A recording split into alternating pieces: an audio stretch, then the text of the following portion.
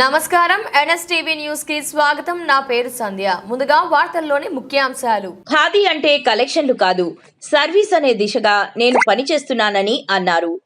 నేను లెటర్లు రాస్తే వచ్చిన నిధులను తానే తెచ్చామని చెప్పుకుంటూ ఇన్ఛార్జ్ మంత్రిని తీసుకువచ్చి షబ్బీర్ అలీ ప్రారంభోత్సవాలు చేస్తున్నారని అన్నారు. గత 2 ఏళ్లుగా కామారెడ్డి నియోజకవర్గంలో నేనేమి మాట్లాడకుండా ఉంటే ఈ నియోజకవర్గానికి నవాబులాగా షబ్బీర్ అలీ చెలాయిస్తున్నారన్నారు.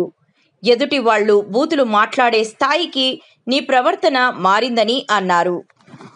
దాని విషయంలో నేను దేనికైనా సరే రెడీ ఉంటానని నిన్న ఎన్ఎస్యుఐ నాయకుడు పాత ఇప్పుడు కాంగ్రెస్ నాయకుడు జేబులో పెడతారు. మళ్ళీసారి మాట్లాడేందుకు కూడా ఉండదు. మంత్రాలు వస్తే పండ్లు రాలగొడితే మంత్రాలు పోతాయి అంటారు. తప్పుడు మాటలు మాట్లాడితే తంతే పోతాయి అంటారు.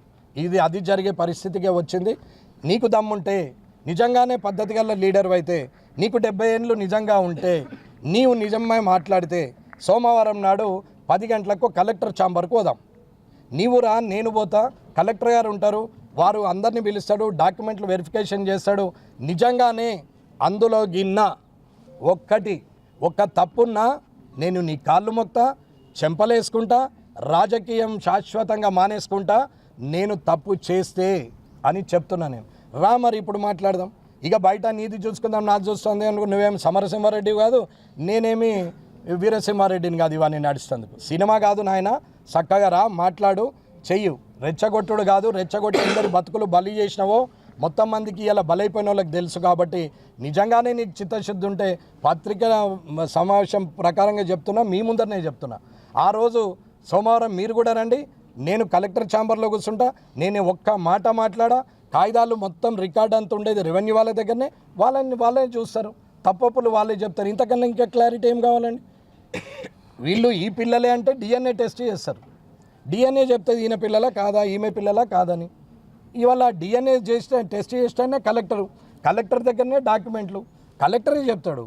నేను చెప్పేది లేదు. ఆశీష్ సంగవాన్ గారు చెప్తారు, అడిషనల్ కలెక్టర్ విక్టర్ గారు చెప్తారు, ఆర్డీఓ గారు చెప్తారు, ఎంఆర్ఓ జనార్దన్ గారు చెప్తారు. నేను వస్తా, ఆడ కూర్చుంటా, మీరు రండి.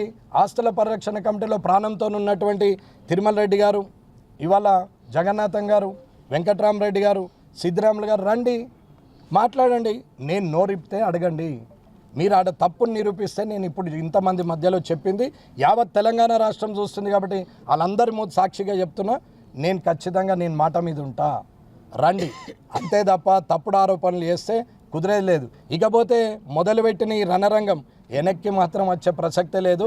గోక్కొని చూసినావు కదా, ఇక వాసన మొత్తం నీకేస్తుంది. ఇక చూడు రేపటి నుంచి ఎట్లుంటుందో నేను కూడా చూపెడతాను. కాబట్టి ముఖ్యమంత్రి రేవంత్ రెడ్డి గారికి మరొకసారి చెప్తున్నా, ఇదే మీ ప్రజాపాలన అయితే నా సమాధానం వేరే విధంగా ఉంటుంది.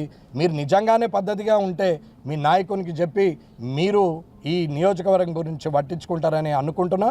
కాబట్టి ఎవరు ఎన్ని మాట్లాడినా వారికి సమాధానం చెప్పాల్సిన అవసరం లేదు. కానీ ముఖ్యమంత్రి గారికి, ఈ ప్రభుత్వ సలహాదారుకు ఖచ్చితంగా నేను ఛాలెంజ్ విసురుతున్నా. అవసరం పడితే సీఎంఓకి రమ్మంటే వస్తా, కలెక్టర్ని పిలవండి, డాక్యుమెంట్ తీసుకొని వస్తాడు, వెరిఫికేషన్ చేయండి. నిజంగానే తప్పుంటే నేను అక్కడనే స్పీకర్కు, నేను నీ ముందటనే ముఖ్యమంత్రి ముందటనే స్పీకర్ ఫార్మేట్లో రిసిగ్నేషన్ ఇచ్చేసి కళ్ళు మూసుకొని ముఖ్యమంత్రి కాళ్ళ మీద పడి తప్పైందని చెప్పి నేను వస్తా. లేదు, నాది తప్పు లేదంటే ఇతన్ని ఏం చేస్తావు, ఏ శిక్ష ఇస్తావో ముఖ్యమంత్రి నిర్ణయించుకోవాలా, ఎలాంటి నిర్ణయం తీసుకోవాలో ముఖ్యమంత్రి నిర్ణయించుకోవాలి.